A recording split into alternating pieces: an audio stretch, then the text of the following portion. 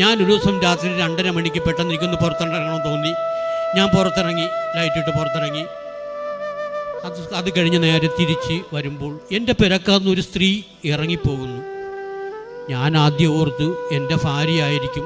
ഞങ്ങളുടെ വാതിക്കേ മുറിയിലാണ്, ഞങ്ങൾ ഒരുമിച്ചാണ് കിടക്കുന്നത്, ഒരു കട്ടിൽ വാതിക്കേ മുറിയിൽ കിടക്കുന്നു. അപ്പോൾ എഴുന്നേറ്റ് പോയതായിരിക്കും, എന്നെ കാണാതെ കൊണ്ട് പുറത്തിറങ്ങിയതായിരിക്കും. ഞാൻ തിരിച്ച് കയറി വന്നപ്പോൾ എൻ്റെ ഭാര്യ അവിടെ പൊതിച്ചു മൂടി കിടക്കുന്നു. ഒരു ഡിസംബർ മാസമായിരുന്നു, നല്ല മഞ്ഞുണ്ട്.